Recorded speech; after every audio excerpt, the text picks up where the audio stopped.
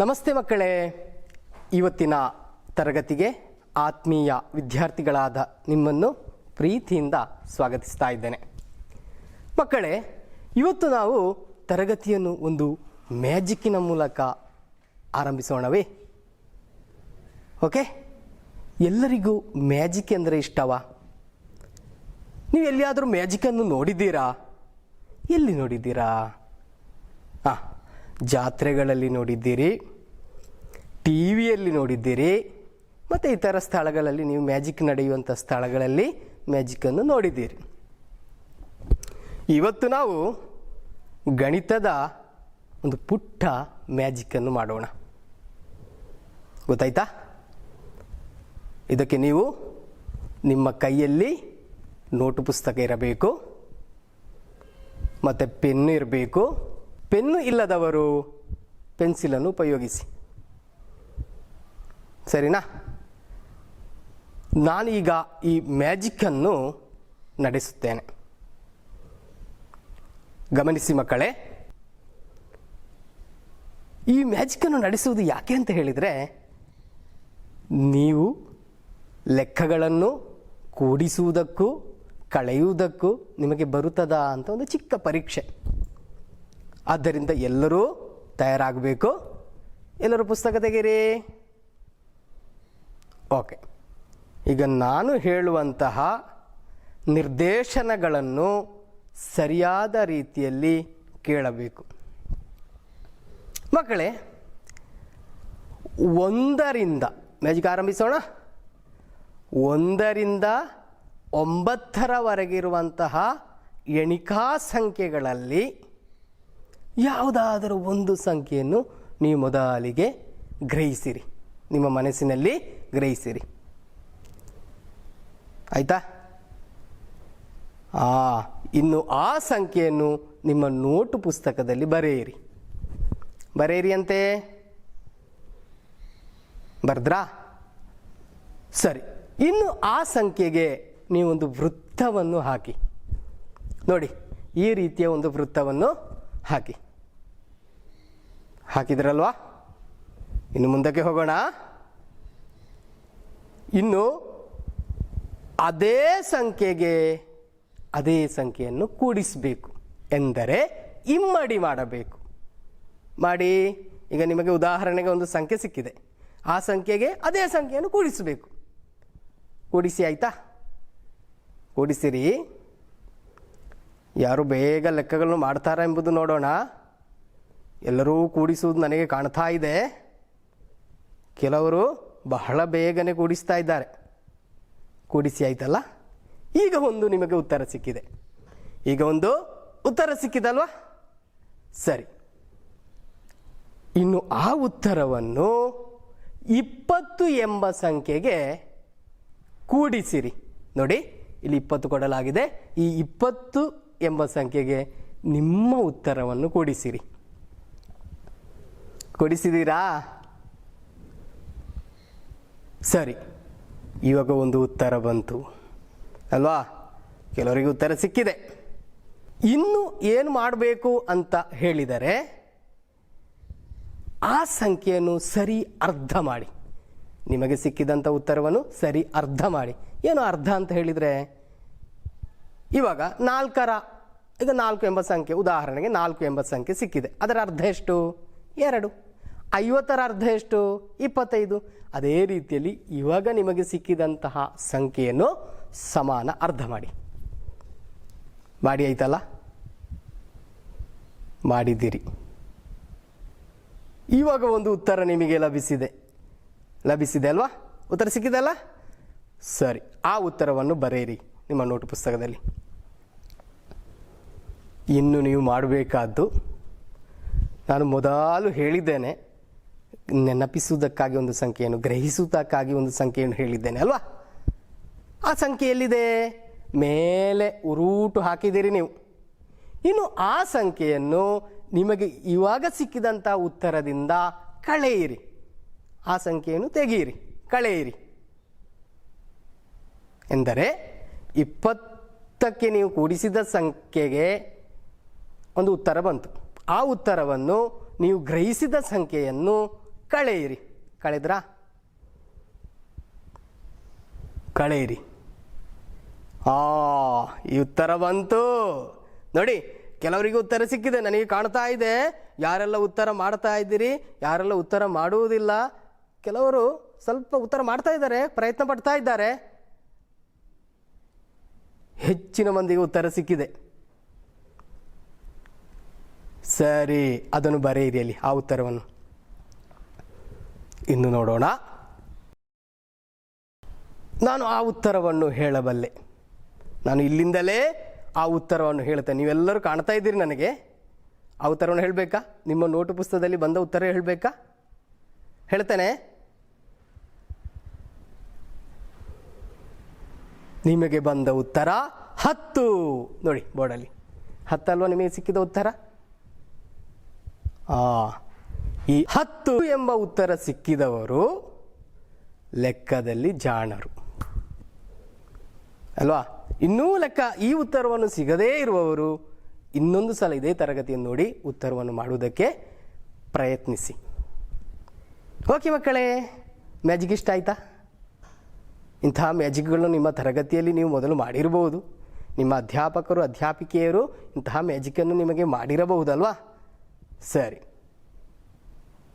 ಇನ್ನು ನಾವು ಪಾಠ ಭಾಗಕ್ಕೆ ಹೋಗೋಣ.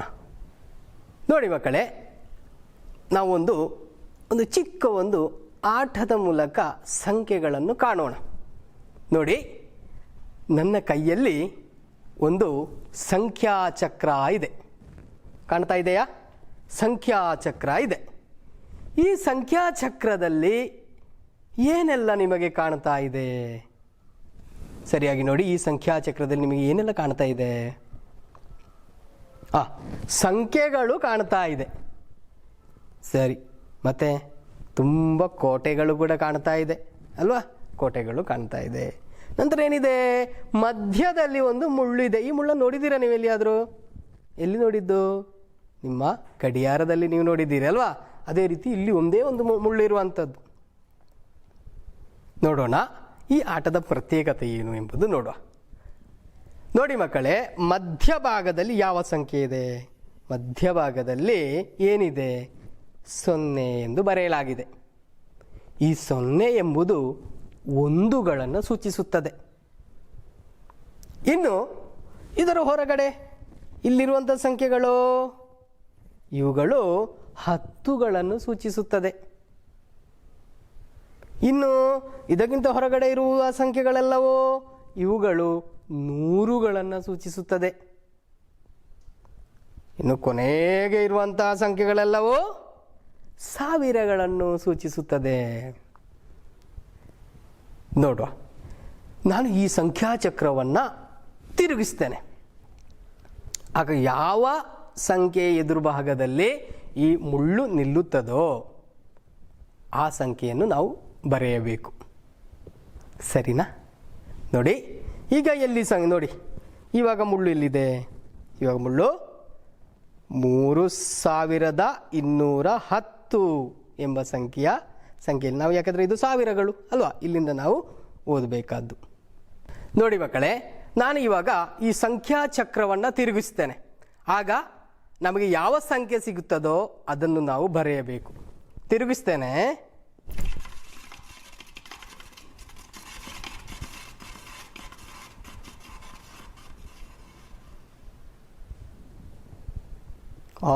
ಎಲ್ಲಿ ನಿಂತಿದೆ ಮುಳ್ಳು?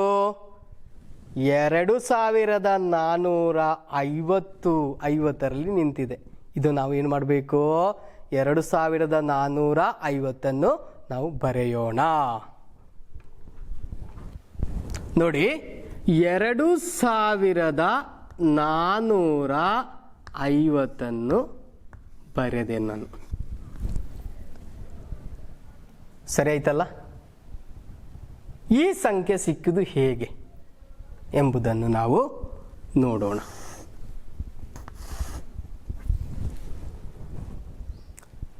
ಈ ಸಂಖ್ಯೆಯಲ್ಲಿ ಎಷ್ಟು ಸಾವಿರಗಳಿವೆ?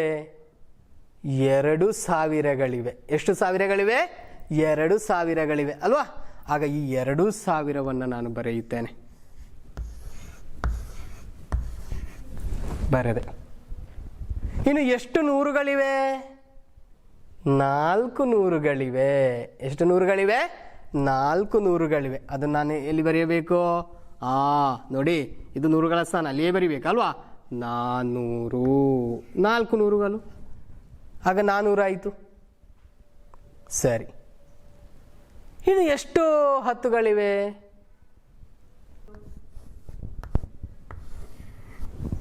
ಸರಿನಾ? 50 ಹತ್ತುಗಳು. ಇನ್ನು ಒಂದುಗಳ ಸ್ಥಾನದಲ್ಲಿ 0 ಇರುವುದು. ಆಗ 0 ಇರುವುದರಿಂದ ನಾವು ಬರೆಯಬೇಕಾಗಿಲ್ಲ. ಗೊತ್ತಾಯ್ತಾ? 0 ಅದು ಬರೆಯಬೇಕಾಗಿಲ್ಲ. ಇನ್ನು ಇದನ್ನು ನಾವು ಕೂಡಿಸಬೇಕು. ಮೊದಲಿಗೆ ಕೂಡಿಸು ಎಂಬ ಚಿಹ್ನೆಯನ್ನು ಹಾಕೋಣ. ಆಯ್ತಲ್ಲ? ಇನ್ನು ಒಂದುಗಳ ಸ್ಥಾನದಲ್ಲಿರುವುದನ್ನು ಮಾತ್ರ ಕೂಡಿಸೋ. ಮೊದಲಿಗೆ 0 ಕೂಡಿಸು 0 ಕೂಡಿಸು 0. ಎಷ್ಟು? 0 ಅಲ್ವಾ? 0 ಎಂಬುದನ್ನು ಬರೆಯುತ್ತೇನು. ಆಯ್ತಲ್ಲ? ಇನ್ನು 0 ಕೂಡಿಸು 0 ಕೂಡಿಸು 5. ಎಷ್ಟು ಉತ್ತರ? 5 ಎಂದು ಬರೆದೇನು. ಇನ್ನು ನೂರುಗಳ ಸ್ಥಾನದಲ್ಲಿ 0 ಕೂಡಿಸು 4. ಇದನ್ನು 4 ಎಂದು ಬರೆದೆನು. ಇಲ್ಲಿ ಯಾವ ಸಂಖ್ಯೆ ಇದೆ? 2 ಎಂಬ ಸಂಖ್ಯೆ ಇದೆ ಅಲ್ವಾ? ಹಾಗೆ 2 ಎಂಬ ಸಂಖ್ಯೆ ಏನು ಬರಿಬೇಕು? ಇಲ್ಲಿ ಬರಿಬೇಕು. ಆದ ಕಾರಣ ಈ ಉತ್ತರ ಸಿಕ್ಕಿದ್ದು. ನಮಗೆ ಈ ಸಂಖ್ಯೆಯನ್ನು ಈ ರೀತಿಯಲ್ಲಿ ವಿಂಗಡಿಸಿ ಬರೆಯಬಹುದು. ವಿಂಗಡಿಸಿಕೊಂಡು ಹೋಗಬಹುದು, ವಿಂಗಡಿಸಿ ಬರೆಯಬಹುದು. ಅರ್ಥ ಆಯ್ತಲ್ಲ? ಇನ್ನು ಕೂಡ ಇನ್ನೊಂದು ಸಂಖ್ಯೆಯನ್ನು ನಾವು ನೋಡೋಣ.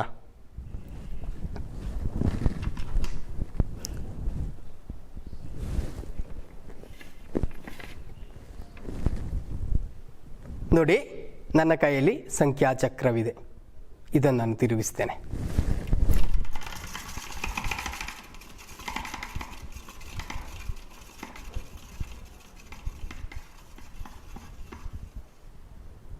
ಯಾವ ಸಂಖ್ಯೆ ಬಂದಿದೆ ಮಕ್ಕಳೇ? ನೋಡಿ ಹೇಳಿ. ಇದು ಕೂಡ ಏನು? 4210 ಅಂತ ಬಂದಿದೆ. ಎಷ್ಟು ಬಂದಿದೆ? ಯಾವ ಮುಳ್ಳಿಯಲ್ಲಿದೆ? 4210ರಲ್ಲಿ ಇದೆ ಅಲ್ವಾ? ಸರಿ, ಹಾಗಾದ್ರೆ ಈ ಸಂಖ್ಯೆಯನ್ನು ಕೂಡ ನಾವು ಎಲ್ಲಿ ಬರೆಯೋಣ? ಬೋರ್ಡಿನಲ್ಲಿ ಬರೆಯೋಣ.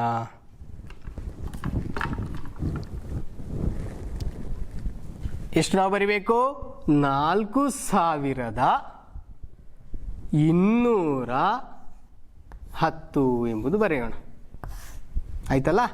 ಇನ್ನು ಈ ಸಂಖ್ಯೆಯನ್ನು ನಾವು ವಿಂಗಡಿಸೋಣ. ಈ ಸಂಖ್ಯೆಯನ್ನು ಮಾಡಬೇಕು, ವಿಂಗಡಿಸಬೇಕು ಇದೇ ರೀತಿಯಲ್ಲಿ. ಈ ಸಂಖ್ಯೆಯಲ್ಲಿ ಎಷ್ಟು ಸಾವಿರಗಳಿವೆ? ಸಾವಿರಗಳ ಸ್ಥಾನದಲ್ಲಿ ಎಷ್ಟು ಸಾವಿರಗಳಿವೆ? 4000ಗಳಿವೆ. ಆದ್ದರಿಂದ ಅದನ್ನು ಏನು ಬರೀಬೇಕು? 4000 ಅಂತ ಬರೆಯೋಣ. 4000 ಎಂದು ಬರೆದೇನು. ಸರಿಯಾ? ಇನ್ನು ಎಷ್ಟು ನೂರುಗಳಿವೆ? 2 ನೂರುಗಳು. 2 ನೂರುಗಳು ಸೇರಿದಾಗ 200 ಆಯಿತು. 200 ಅಂತ ಬರೆದೇನು. ಆಯ್ತಲ್ಲ? ಇನ್ನು ಎಷ್ಟು ಸಂಖ್ಯೆ ಇದೆ ಬಾಕಿ? 10ಗಳ ಸ್ಥಾನದಲ್ಲಿ ಆ 10 ನಾನು ಇದೇ ರೀತಿ ಬರೀತೇನೆ. ಒಂದುಗಳ ಸ್ಥಾನದಲ್ಲಿ 0, ಅದನ್ನು ಕೂಡ ಇಲ್ಲಿಯ ರೀತಿಯಲ್ಲಿ ಬರೆಯಬೇಕಾಗಿಲ್ಲ. ಇನ್ನು ಈ ಸಂಖ್ಯೆಗಳನ್ನು ಕೂಡಿಸೋಣ. ಎಷ್ಟಾಯಿತು? 0 ಕೂಡಿಸು 0 ಕೂಡಿಸು 0. ಒಂದುಗಳ ಸ್ಥಾನದಲ್ಲಿ 0, 10ಗಳ ಸ್ಥಾನದಲ್ಲಿ 0 ಕೂಡಿಸು 0 ಕೂಡಿಸು 1 ಉತ್ತರ ಎಷ್ಟು 1. ಇನ್ನು 100ಗಳ ಸ್ಥಾನದಲ್ಲಿ 0 ಕೂಡಿಸು 2 ಉತ್ತರ 2.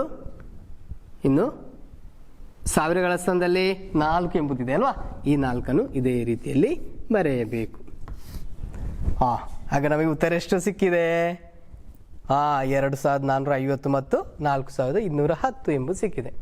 ಇನ್ನು ಏನು ಮಾಡಬೇಕು ಎಂದರೆ ಈ ಎರಡೂ ಸಂಖ್ಯೆಗಳನ್ನು ಪರಸ್ಪರ ಕೂಡಿಸಬೇಕು. ಕೂಡಿಸೋಣವೇ? ಕೂಡಿಸೋಣ. ಮೊದಲಿಗೆ ಯಾವ ಸಂಖ್ಯೆ?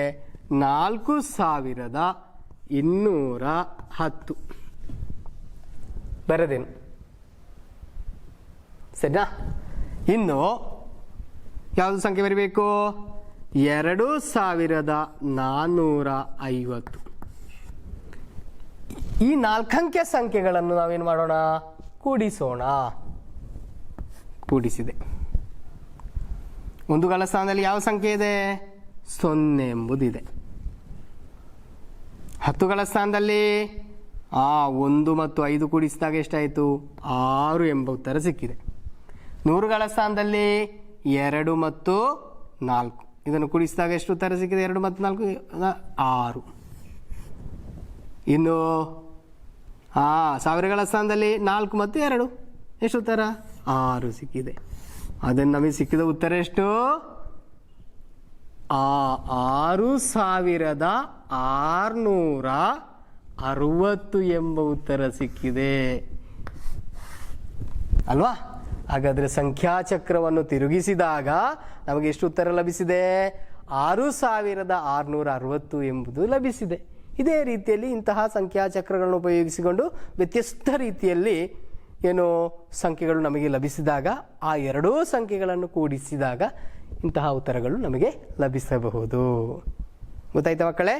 ಇದರಲ್ಲಿ ನೀವು ಕಲಿಯಬೇಕಾದ್ದು ಏನು ಅಂತ ಹೇಳಿದರೆ, ನಾವು ಯಾವುದೇ ಸಂಖ್ಯೆಗಳು ಸಿಕ್ಕಿದೆ, ಈಗ 4 ಅಂಕೆಯ ಸಂಖ್ಯೆ ನಮ್ಮ ಎದುರಿದ್ರೆ ಅವುಗಳಲ್ಲಿ 1000ಗಳು ಇರ್ತದೆ, 100ಗಳು ಇರ್ತದೆ, 10ಗಳು ಇರ್ತದೆ, 1ಗಳು ಇರ್ತದೆ. ಅವುಗಳನ್ನು ವಿಂಗಡಿಸಿ ಕೂಡ ನಮಗೆ ಕೂಡಿಸಬಹುದು ಅಲ್ವಾ? ವಿಂಗಡಿಸಿಕೊಂಡು ಕೂಡಿಸಬಹುದು. ಇವತ್ತಿನ ತರಗತಿಯಲ್ಲಿ ನಾವು ಮಾಡುವುದೇ ಈ ಸಂಖ್ಯೆಗಳನ್ನು ನಾವು ವಿಂಗಡಿಸಿ ಕೂಡಿಸಿದ್ದೇವೆ. ಆಗ ನಮಗೆ ಉತ್ತರ ಲಭಿಸಿತು ಮಕ್ಕಳೇ. ಗೊತ್ತಾಯ್ತಾ? ಎಲ್ಲರಿಗೆ ಅರ್ಥ ಆಯ್ತಲ್ಲ? ಸರಿ. ಮುದ್ದಿನ ಮಕ್ಕಳೇ, ನಿಮ್ಮ ಪಾಠ ಪುಸ್ತಕದ ಪೇಜ್ ನಂಬರು 44ರಲ್ಲಿ ಬ್ಯಾಂಕಿಗೆ ಎಂಬ ಚಟುವಟಿಕೆ ಇದೆ. ನೋಡಿ ಅಂತ ಎಲ್ಲರೂ ನೋಡಿದ್ದೀರಾ?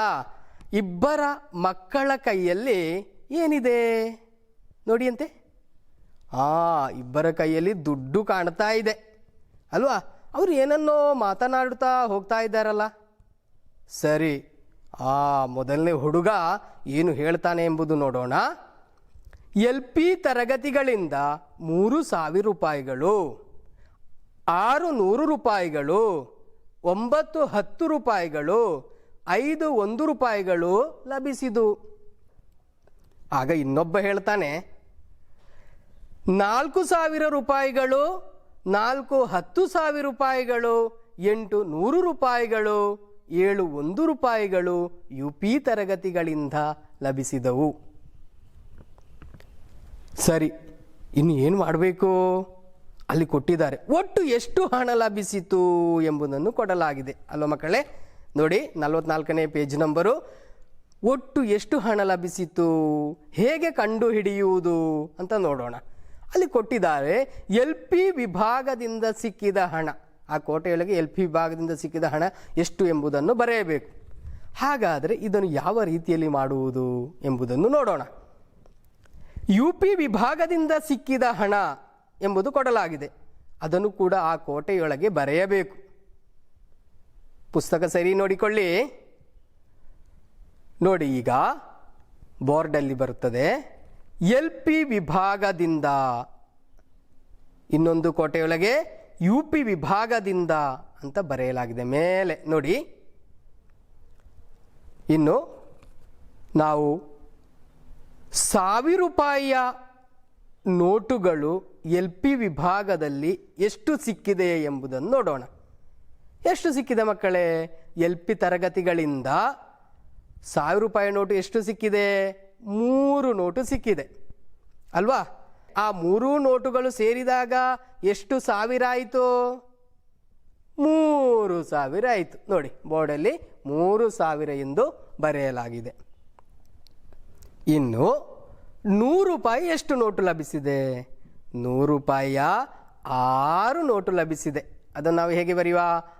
ಆ 3000ದ ಕೆಳಗಡೆ 600 ಅಂತ ಬರೆಯೋಣ. ಬರೆಯಲಾಯಿತು. ಇನ್ನು ₹10 ನೋಟು ಎಷ್ಟು ಸಿಕ್ಕಿದೆ ನೋಡೋಣ. ₹10 9 ನೋಟು ಲಭಿಸಿತು ಅಲ್ವಾ? ಆಗ 9 ಲಭಿಸಿದಾಗ ಎಷ್ಟಾಯಿತು? 90 ಆಯಿತು. ಆ 600ರ ಕೆಳಗಡೆ 90 ಅಂತ ಬರೆಯೋಣ. ಇನ್ನು ₹1 ನೋಟು ಎಷ್ಟು ಸಿಕ್ಕಿದೆ? 5 ಸಿಕ್ಕಿದೆ. ಆ 5ಅನ್ನು ಎಲ್ಲಿ ಬರೆಯಬೇಕು? 90ರ ಕೆಳಗಡೆ ಬರೆಯೋಣ. ಬರೆದಾಯ್ತಲ್ಲ? ಆಯಿತು. ಇನ್ನು ನಾವು ಆ 4 ಸಂಖ್ಯೆಗಳನ್ನು ಕೂಡಿಸೋಣ. ಗಮನಿಸಿ, ಕೂಡಿಸು ಅಂತ ಬರೆಯಬೇಕು. ನಂತರ ಒಂದುಗಳ ಸ್ಥಾನದಲ್ಲಿರುವ ಸಂಖ್ಯೆಗಳನ್ನು ಮೊದಲು ಕೂಡಿಸಬೇಕು. ಮತ್ತು 10ಗಳ ಸ್ಥಾನದಲ್ಲಿರುವ ಸಂಖ್ಯೆಗಳನ್ನು ಮೊದಲು ಕೂಡಿಸಬೇಕು. ನಂತರ 100ಗಳ ಸ್ಥಾನದಲ್ಲಿರುವ ಸಂಖ್ಯೆಗಳನ್ನು ಕೂಡಿಸಬೇಕು.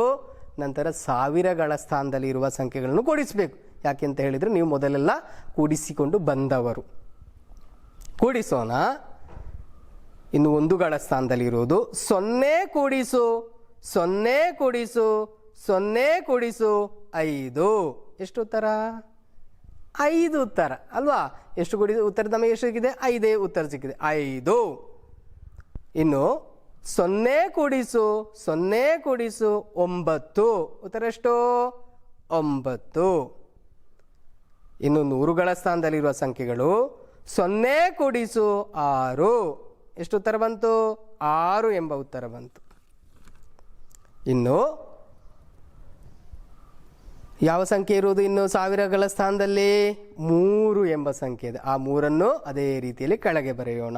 ಆಗ ನಮಗೆ ಒಂದು ಉತ್ತರ ಸಿಕ್ಕಿದೆ. ಯಾವ ಉತ್ತರ? 3695 ಅಂತ ಸಿಕ್ಕಿದೆ. ಇನ್ನು UP ವಿಭಾಗದಿಂದ ಎಂಬ ಕೋಟೆಯೊಳಗೆ ಬರೋಣ. ಅಲ್ಲಿ UP ವಿಭಾಗದಿಂದ ಎಷ್ಟು ₹1000 ನೋಟು ಲಭಿಸಿತು? ₹4000 ನೋಟು ಲಭಿಸಿತಲ್ವಾ? ಆಗ ಅದನ್ನು ಒಟ್ಟು ಸೇರಿಸಿದಾಗ ಎಷ್ಟಾಯಿತು? 4000 ಆಯಿತು. ಆ 4000ವನ್ನು ಬರೆಯಿರಿ. ಅಲ್ಲಿ ನೋಡಿ, ಸ್ಕ್ರೀನಲ್ಲಿ ಬರೆಯಲಾಗಿದೆ. ಇನ್ನು ₹100 ನೋಟುಗಳು ಎಷ್ಟು ಲಭಿಸಿದವು? ಅಲ್ಲಿ ಕೊಟ್ಟಿದ್ದಾರೆ. ₹100 8 ನೋಟುಗಳು ಲಭಿಸಿದವು. ಹಾಗಾದರೆ ₹100 8 ನೋಟು ಲಭಿಸಿದಾಗ ಏನಾಯಿತು? 800 ಆಯಿತು. ಆ 800ಅನ್ನು 4000ದ ಕೆಳಗಡೆ ಬರೆಯಬೇಕು. ಮತ್ತು ಎಷ್ಟು? ₹10 ಎಷ್ಟು ನೋಟುಗಳು ಲಭಿಸಿದವು? ₹10 4 ನೋಟುಗಳು ಲಭಿಸಿದವು. ಆಗ ಎಷ್ಟು ರೂಪಾಯಿ ಆಯಿತು? ₹40 ಆಯಿತು. ಅದನ್ನು ಎಲ್ಲಿ ಬರೆಯಬೇಕು? 800ರ ಕೆಳಗಡೆ ಬರೆಯಬೇಕು.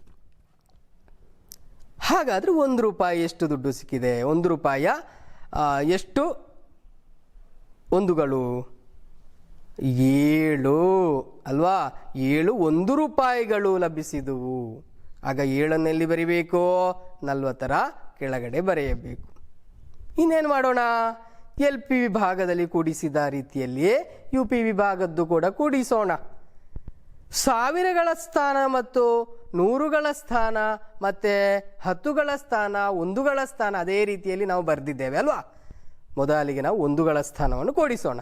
0 ಕೂಡಿಸು 0 ಕೂಡಿಸು 0 ಕೂಡಿಸು 7. ಉತ್ತರ 7 ಆಗಿದೆ. ನಂತರ 0 ಕೂಡಿಸು 0 ಕೂಡಿಸು 4. ಉತ್ತರ ಎಷ್ಟು? 4 ಆಗಿದೆ. ಮತ್ತೆ 0 ಕೂಡಿಸು 8. ಉತ್ತರ ಎಷ್ಟು? 8. 8ಅನ್ನು ಬರೆಯೋಣ. 1000ಗಳ ಸ್ಥಾನದಲ್ಲಿ ಯಾವ ಸಂಖ್ಯೆ ಇರುವುದು? 4 ಎಂಬ ಸಂಖ್ಯೆ ಇದೆ. ಆ 4ಅನ್ನು ಅದೇ ರೀತಿಯಲ್ಲಿ ಬರೆಯೋಣ. ಹಾಗೆ ಎಷ್ಟಾಯಿತು? 4847 ಎಂಬ ಉತ್ತರ ಸಿಕ್ಕಿದೆ. ಇದು ಏನು ಮಕ್ಕಳೇ ಎಂದರೆ ಕಲಿಕಾ ನಿಧಿಗೆ ಸಂಗ್ರಹಿಸಿದಂತಹ ಹಣವಾಗಿದೆ ಅಲ್ವಾ. ಆಗ ಎಲ್ ಪಿ ವಿಭಾಗದಿಂದ 3,695 ರೂಪಾಯಿ ಮತ್ತು ಯು ಪಿ ವಿಭಾಗದಿಂದ 4,847 ರೂಪಾಯಿಗಳು ಲಭಿಸಿದುವು. ಇನ್ನು ಏನು ಮಾಡಬೇಕು? ಇನ್ನು ಈ ಎರಡೂ ಸಂಖ್ಯೆಗಳನ್ನು ಒಟ್ಟು ಮಾಡಬೇಕು. ಒಟ್ಟು ಎಷ್ಟು ದುಡ್ಡು ಲಭಿಸಿತು ಎಂಬುದನ್ನು ನೋಡೋಣ. ನಾವು ಇನ್ನು ಒಟ್ಟು ನೋಡೋಣ. ಯಾವ ವಿಭಾಗದಿಂದ ಅತಿ ಹೆಚ್ಚು ದುಡ್ಡು ಸಿಕ್ಕಿದೆ ಮಕ್ಕಳೇ? ಯು ಪಿ ವಿಭಾಗದಿಂದ. ಸರಿ ಅಲ್ವಾ? ಎಷ್ಟು? 4,847 ರೂಪಾಯಿಗಳು ಲಭಿಸಿದವು. ಹಾಗಾದರೆ ಅದನ್ನು ಮೇಲೆ ಬರೆಯೋಣ. ನೋಡಿ, ಬರೆದೆವು. 4,847 ಕೂಡಿಸು ಮತ್ತೆ ಎಲ್ ಪಿ ವಿಭಾಗದಿಂದ ಎಷ್ಟು ಲಭಿಸಿತು? 3,695 ರೂಪಾಯಿ ಲಭಿಸಿತು. ಇನ್ನು ನಾವು ಕಳೆದ ತರಗತಿಯಲ್ಲಿ ಕೂಡಿಸಿದ ರೀತಿಯಲ್ಲಿ ಕೂಡಿಸಿಕೊಂಡು ಹೋಗೋಣ. 1ರ ಸ್ಥಾನದಲ್ಲಿ 7 ಮತ್ತು 5 ಇದೆ. ಅದನ್ನು ಒಟ್ಟಿಗೆ ಕೂಡಿಸಿದಾಗ 7 ಮತ್ತು 5 ಒಟ್ಟಿಗೆ ಕೂಡಿಸಿದಾಗ 12 ಒಂದುಗಳು ಲಭಿಸಿದು ಅಲ್ವಾ. ಕಳೆದ ತರಗತಿಯಲ್ಲಿ ನಮಗೆ 12 ಒಂದುಗಳು ಲಭಿಸಿದು. ಕೂಡಿಸಿದಾಗ 12 ಒಂದುಗಳು ಲಭಿಸಿದವು.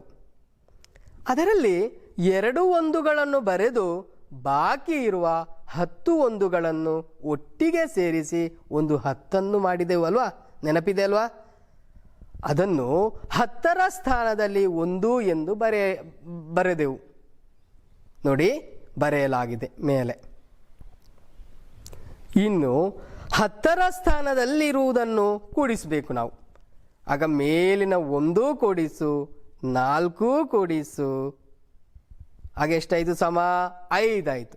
ಇನ್ನು 5 ಎಂಬ ಉತ್ತರಕ್ಕೆ ಯಾವ ಸಂಖ್ಯೆಯನ್ನು ಕೂಡಿಸಬೇಕು? 9 ಎಂಬ ಸಂಖ್ಯೆಯನ್ನು ಕೂಡಿಸಬೇಕು. 9 ಎಂಬ ಸಂಖ್ಯೆಯನ್ನು ಕೂಡಿಸಿದಾಗ ಉತ್ತರ ಎಷ್ಟು ಬಂತು? 14 ಎಂಬ ಉತ್ತರ ಬಂತು ಅಲ್ವಾ. ಆಗ ನಮಗೆ 2 ಅಂಕೆ ಸಂಖ್ಯೆ ಸಿಕ್ಕಿತ್ತು ಅಲ್ವಾ. ಓಕೆ, 14 10ಗಳು. ಅದರಲ್ಲಿ 4 10ಗಳನ್ನು ಬರೆಯೋಣ. ನೋಡಿ, ನಮಗೆ 14 10ಗಳು ಲಭಿಸಿತು. ಅದರಲ್ಲಿ 4 10ಗಳನ್ನು ಬರೆಯೋಣ. ನೋಡಿ, 4. ಬಾಕಿ ಉಳಿದ 10 10ಗಳನ್ನು ಒಂದು 100 ಆಗಿ ಬದಲಾಯಿಸೋಣ. ಆಗ ಒಂದು 100ಗಳು ಲಭಿಸಿತು. ಅದನ್ನು ಮೇಲೆ 1 ಎಂದು ಬರೆಯೋಣ. ಯಾವ ಜಾಗದಲ್ಲಿ? 100ಗಳ ಸ್ಥಾನದಲ್ಲಿ 1 ಅಂತ ಬರೆಯಲಾಯಿತು. ಇನ್ನು 100ಗಳ ಸ್ಥಾನದಲ್ಲಿರುವ ಸಂಖ್ಯೆಗಳನ್ನು ಕೂಡಿಸೋಣ. ಮೇಲೆ ಬರೆದ 1 ಕೂಡಿಸು 8 ಸಮ ಎಷ್ಟಾಯಿತು? 9 ಆಯಿತು. 9 ಕೂಡಿಸು 6 ಎಷ್ಟು? 15 ಎಂದು ಲಭಿಸಿತು. ಎಂದರೆ 15 100ಗಳು ಎಂದಾಯಿತು. ಈ 2 ಅಂಕೆ ಸಂಖ್ಯೆಯನ್ನು ಹಾಗೇ ಬರೆಯಲು ಸಾಧ್ಯವಿದೆಯೇ? ಇಲ್ಲ, ಸಾಧ್ಯವಿಲ್ಲ. ಅದರಲ್ಲಿ 5 100ಗಳನ್ನು ಬರೆಯೋಣ. ನೋಡಿ, 5 ಎಂದು ಬರೆದೆನು. ಬಳಿಕ ಈಗ ನನ್ನ ಕೈಯಲ್ಲಿ ಎಷ್ಟು 100ಗಳಿವೆ? 10 100ಗಳಿವೆ. ಇದನ್ನು 1000 ಆಗಿ ಬದಲಾಯಿಸೋಣ. ಹಾಗೇನಾಯಿತು? 1,000 ಆಯಿತು. ಆ 1ಅನ್ನು ಇಲ್ಲಿ ಬರೆಯಬೇಕು? 1000ಗಳ ಸ್ಥಾನದಲ್ಲಿ ಬರೆಯಬೇಕು. ಇನ್ನು 1000 ಸ್ಥಾನದಲ್ಲಿರುವುದನ್ನು ಏನು ಮಾಡಬೇಕು? ಕೂಡಿಸೋಣ. 1 ಕೂಡಿಸು 3 ಸಮ 4 ಆಯಿತು. ಆ 4ಕ್ಕೆ 4 ಕೂಡಿಸೋಣ ಕೆಳಗೆ ಇರುವುದನ್ನು. ಹಾಗೆ ಎಷ್ಟಾಯಿತು? 8 ಆಯಿತು. ಇನ್ನು ಓದೋಣ. ಒಟ್ಟು ಎಷ್ಟಾಯಿತು ಮಕ್ಕಳೇ? 8,542 ರೂಪಾಯಿಗಳಾಯಿತು. ಗೊತ್ತಾಯ್ತಾ? ಬ್ಯಾಂಕಿನಲ್ಲಿ ಒಟ್ಟು ನಿಕ್ಷೇಪಿಸಿದ ಹಣ ಎಷ್ಟು? ಹಾಗಾದರೆ ಆ ಮಕ್ಕಳು ಹೋಗಿ ಬ್ಯಾಂಕಿಗೆ ನಿಕ್ಷೇಪಿಸಿದರು. ಎಷ್ಟಾಯಿತು? 8,542 ರೂಪಾಯಿಗಳನ್ನು. ಗೊತ್ತಾಯ್ತಾ? ಇನ್ನು 45ನೇ ಪುಟ ಸಂಖ್ಯೆಯಲ್ಲಿ ಮಕ್ಕಳೇ ಅದರ ಕ್ರಿಯಾ ವಿಧಾನವನ್ನು ಮಾಡಲಾಗಿದೆ. ಇದನ್ನು ಸರಿಯಾಗಿ ನೋಡಿ ಅಭ್ಯಾಸ ಮಾಡಬೇಕು. ಗೊತ್ತಾಯ್ತಾ? ಇನ್ನು ಮುಂದುವರಿದ ಚಟುವಟಿಕೆಯನ್ನು ಸ್ಕ್ರೀನಲ್ಲಿ ನೋಡಿ.